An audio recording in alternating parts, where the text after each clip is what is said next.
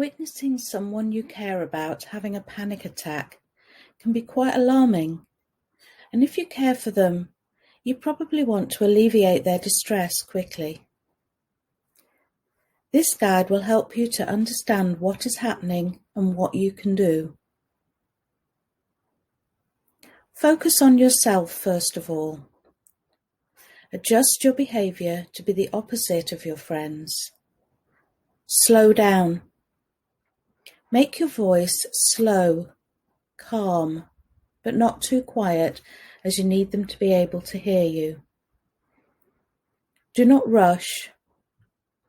Do not ask lots of questions. Do not increase the speed or the pitch of your voice.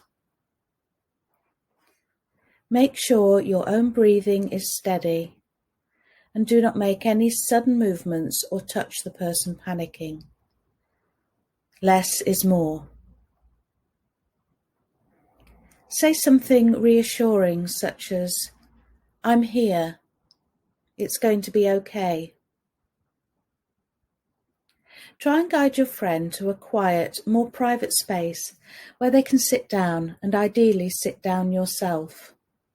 Outside can be good. Your friend's thinking and senses are not working very well right now. They have been overstimulated to the point of panic. This has released adrenaline, which has set in motion a fight-flight process in their body. It is a chemical reaction and will take time to calm down, just like a hot cup of tea takes time to cool. Your job is to try and reduce further stimulation, adrenaline, anxiety, fight and flight being set off on top of the existing panic. Now is not a good time for a lot of questions, examining triggers, or dealing with what is to be done in the future. Now is for providing the optimum environment for your friends' adrenaline levels to gently and slowly come down of their own accord. One question you might like to ask is, do you think you're having a panic attack? Or, have you had a panic attack before?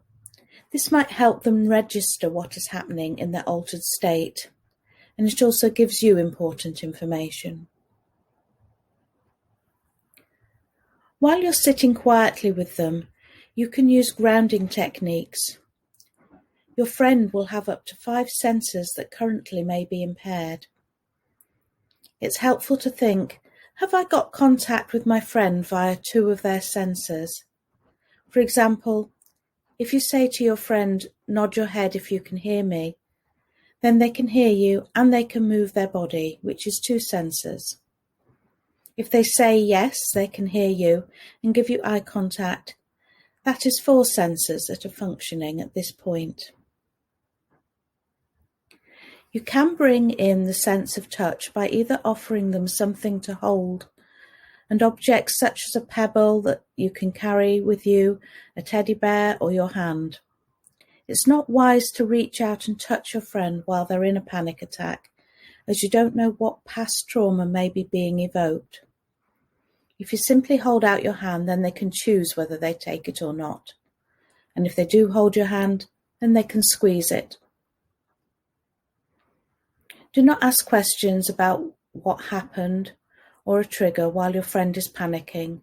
And remember that once the panic has passed, asking these things may start it off again. But do ask them questions about their senses, what they can hear and feel and touch and see.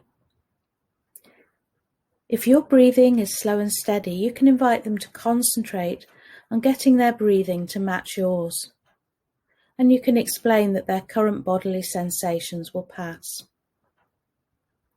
Once your friend's breathing pattern is restored to normal, and their senses are functioning in the way that they usually do, and they appear to have their thinking back online, don't rush or bombard them with questions. If you noted the time at the beginning of the panic attack, you might note it now. This could give your friend future reference as to how long their panic attack lasted and this can be helpful so that they don't fear it will go on forever next time. It may have seemed a long time to them, but only have been 5 or 10 minutes.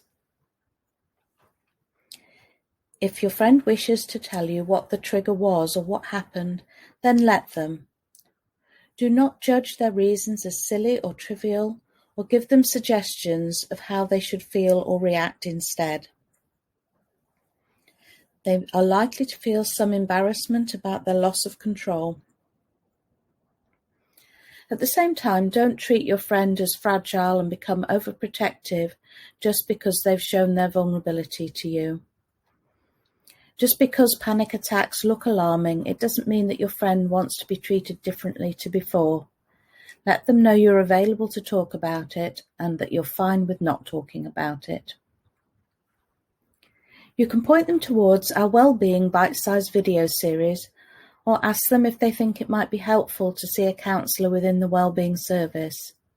Whatever they choose to do is fine. Thank you for watching this video. The skills to support someone with a panic attack or in crisis are a great skill to have through life.